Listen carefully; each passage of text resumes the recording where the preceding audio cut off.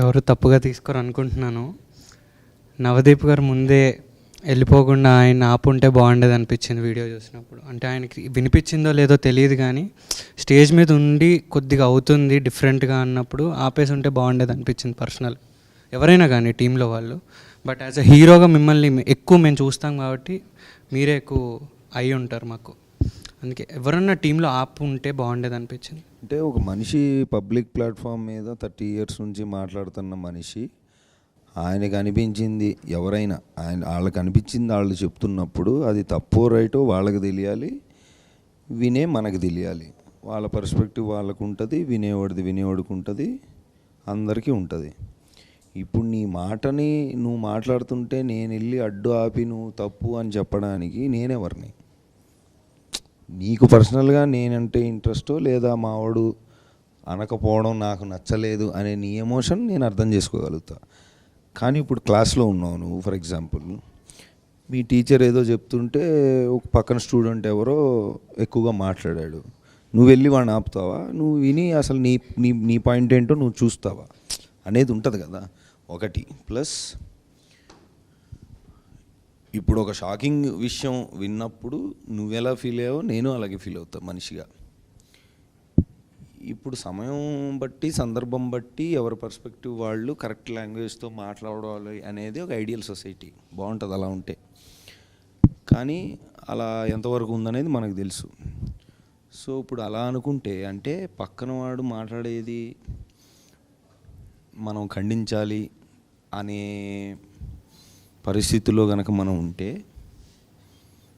ఖండించాలి, కరెక్టే.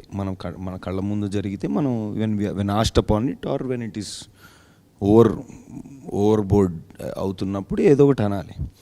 కానీ అప్పటికప్పుడు నువ్వు గొడవపడి నువ్వు అని నువ్వు బయలుదేరుతావా, లేదా నువ్వు ఆలోచించి ఎందుకు ఇలా ఉంది అది కాదు కదా అని తర్వాత అంటావా, లేదా అక్కడి నుంచి నువ్వు వెళ్ళిపోతావా అనేది నీకు ఆ మినిట్లో ఆ సెకండ్లో నీకు వచ్చిన న్యాచురల్ రియాక్షన్ ప్రకారంగా నువ్వు చేస్తావు. తర్వాత ఎప్పుడో మనం అది చూసి అంటే సంబంధం లేకుండా అంటే పక్కన ఎప్పుడో చూసి ఇదేంటి అలా ఇలా చేశారు ఇలా చేశారని it's easy to say. But ఆ సిచ్యువేషన్లో you are also in front of the thing and maximum I could do or whatever I thought was just walk away. That was my reaction I could give.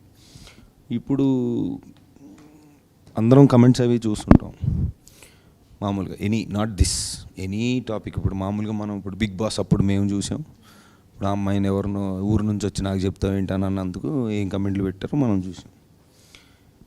ఇప్పుడు responsibility అనేది పబ్లిక్లో ఒక మాట అనడం అనేది actors వరకు మాత్రమేనా? And not about Shivaji or not about this, general trend ఎలా ఉంది చూస్తాం. ఓ కీబోర్డు పట్టుకొని వాడు ఎక్కడి నుంచో వాడు ఇష్టం వచ్చిన మాట వాడు ఇష్టం వచ్చినట్టు వాడు మాట్లాడుతున్నాడు. ఇవన్నీ మేము పడుతున్నాం.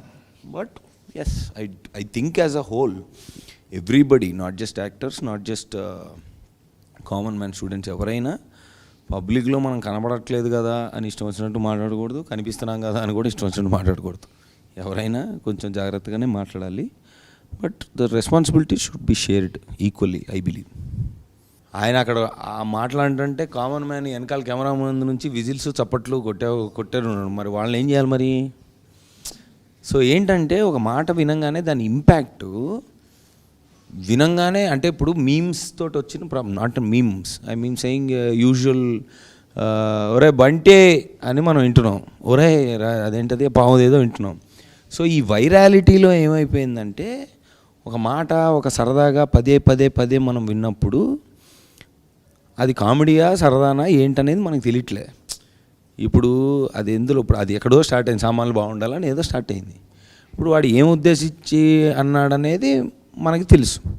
ఇప్పుడు ఒక మగాడిగా నేను ఆ మాటని అమ్మాయిలు ముందు అంటే అది బూతు 100%, అసలు మామూలుగానే బూతు, that contest is a booth.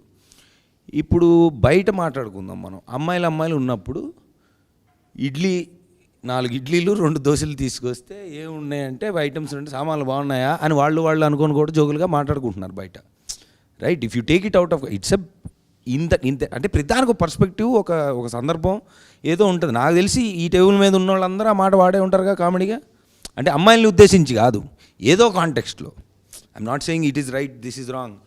Saying ఈ వైరాలిటీలో ఏ వర్డ్కి ఏం మీనింగ్ ఉంది, ఏ పర్స్పెక్టివ్తో అంటున్నావు, ఎందుకు సినిమాని చూసి వచ్చి సినిమాలో సామాన్లు బాగుంది అంటే I don't know like not just this any other perspective also.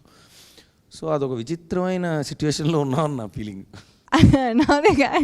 I have a question for you actually. Why did you take up the character? What made you take up the character? First whole story విన్నాక definitely అంటే చెప్పాలనుకున్న point serious అయినా చెప్పిన విధానం చాలా ఎంటర్టైనింగ్గా ఉంటుంది. Entertaining as in like dark humour basically. అంటే ఒక మనిషి చనిపోయిన ఇంటి దగ్గర నుంచి మొదలైన కథలో అసలు ఇన్నిసార్లు ఇప్పుడు నిన్న థియేటర్లో మీరు చూశారు కదా, there so many funny moments. జనరల్గా సినిమాటిక్గా సినిమా చెప్పాలనుకున్నప్పుడు ఒక మనిషి ఒక లీడ్ యాక్టరు ఒక తెలిసిన యాక్టర్ చనిపోయాడు దగ్గర నుంచి స్టార్ట్ చేస్తే ఇదేంటి అసలు ఇది అన్నట్టు, దట్స్ నాట్ ద ఫార్మాట్ జనరల్గా. అలాంటిది ఏదైనా జరిగితే ఇంటర్వెల్లోనో జరగాలి లేదా క్లైమాక్స్లో జరగాలి, అక్కడ నుంచి ఇంకోటి ఏదో జరగాలి. బట్ ఒక డెత్ అనేది చాలా కామన్గా ప్రతి ఊర్లో ప్రతి ఇంట్లో జరుగుతుంది. కామన్గా అంటే like it's not an alien thing. We're not wishing that it should happen or it's ఏమంటారు జరిగేదే, కానీ దాన్ని మనుషులు ఎలాగా ట్రీట్ చేస్తున్నారు or what happens after it అనే పాయింట్ ప్లస్ కాస్ట్ అనే విషయం, దీన్ని ఇలాగ మౌల్డ్ చేసి ఇలాగ ఇంటర్ట్వైన్ చేసి ఇంత ఎంటర్టైనింగ్గా చెప్పొచ్చని నేను వింటూ ఉంటాం కదా కథలు, నాకు ఎప్పుడు అలా అనిపించలే. So first the main story, the whole story really attracted me. దాని తర్వాత ఈ క్యారెక్టర్కి వచ్చినప్పుడు దెర్ ఆర్ లేయర్స్. మీరు గమనిస్తే ఫస్ట్లో వచ్చి లౌడ్గా ఉంటాడు, హడావిడి చేస్తూ ఉంటాడు, అన్ని వీడియో చేస్తున్నట్టు ఊరికే పంచాయతీ హడావిడి అంతా చేస్తున్నట్టు ఉంటుంది. కానీ తర్వాత when we keep going into the film towards the climax we'll understand what or is multiple layers. So that I think is my first what you call point that I got attracted. The screen time for you was also less, right? Yeah, screen time was less. So, Did you do it because you like the character Yes, of definitely. and the script of the movie? Yes, both. You did it because of that? Yes, 100%. దండోరా అన్న name ఈ title ఎందుకు పెట్టాలనిపించింది, ఎలా చూస్ చేసుకున్నారు? Good question. What is your next question? Okay, అయితే ఏం లేదు, దండోరా అనేది టెక్నికలీ మేము సినిమా స్టార్ట్ చేసినప్పుడు నేను వేరే టైటిల్ అనుకున్నా. అయితే టైటిల్ చాలా పవర్ఫుల్గా ఉండాలి, చాలా రీసౌండింగ్గా ఉండాలి, జనాల్లోకి అలాగా వెళ్తే ఒక మంచి సౌండ్తో ఉండాలి అనే ఉద్దేశంలో వేరే టైటిల్స్ అన్నప్పుడు ఒక ఫ్రెండ్ ఉండి నువ్వు చెప్తున్నది చాలా బ్రాడ్కాస్ట్ మెసేజ్ కదా, like in the message in the sense పెద్ద విషయం కదా. సో ఊర్లలో చిన్నప్పుడు పెద్ద విషయాలు లేకపోతే పంచాయతీలు కానీ ఏదైనా జరగాలంటే ఊరు మధ్యలో వేసి డప్పు కొట్టి చెప్పేవాళ్ళు, పలానా ఇప్పుడు రేషన్ షాప్ వచ్చిందన్నా లేకపోతే పంచాయతీ ఉందన్నా కానీ ఇక్కడ పంచాయతీ అవుతుందా హో అని. So that's a common place of broadcasting broader message. So నా సినిమా నేను ఒక బ్రాడర్ మెసేజో బ్రాడర్ ఐడియాను నేను బ్రాడ్కాస్ట్ చేస్తున్నాను అన్న ఫీల్ అయినప్పుడు వై నాట్ దండోరా ఫర్ దిస్ అని చెప్పేసి అలాగా దండోరా అనే టైటిల్కి జీరో డౌన్ అయినాం.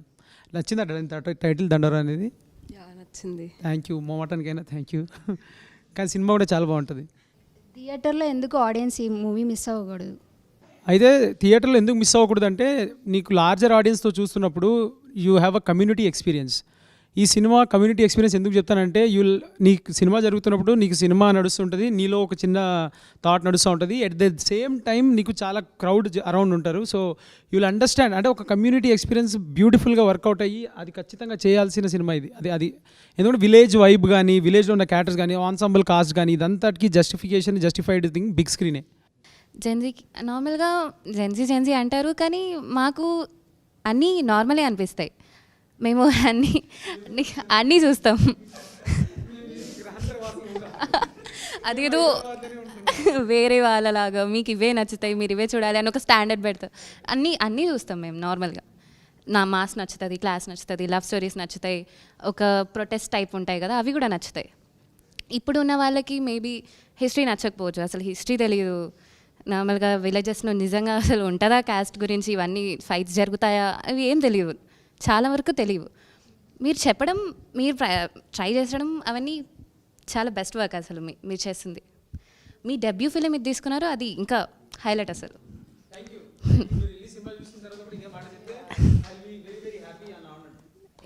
No, just one doubt. Gen Z, since you are a Gen Z, caste గురించి చెప్తున్నావు కాబట్టి, like when you guys talk, not among your friends and all, like ఇంట్లో కానీ బయట, does this come up? ఇంతవరకు మీ లైఫ్లో ఎప్పుడన్నా this has come up and you face this kind or heard this kind of story మీ దగ్గరలో ఎక్కడైనా జరిగింది అని? some also did like attempts, అంటే ఒప్పుకోలేదని సూసైడ్ అటెంప్ట్స్ లాగా, అవి ఇలాంటివి ఊర్లలో వింటాం, నాట్ హియర్. అదేలే, బట్ జరుగుతున్నాయి మీ జరుగుతున్నాయి మనకి ఎగ్జాక్ట్గా కనిపించవు కానీ ఎక్కడో విన్నట్టే ఉంటుంది. మనకి కనిపించట్లేదు అంటే జరగట్లేదని కాదు కదా, జరుగుతున్నాయి కానీ మనకు తెలియదు. సరే, క్వశ్చన్ ప్రకారంగా అయితే నాకు ఏ మూవీ అయినా ఓకే. లైక్ కమర్షియల్ ఫిల్మ్స్ అంటే చాలా ఇష్టం.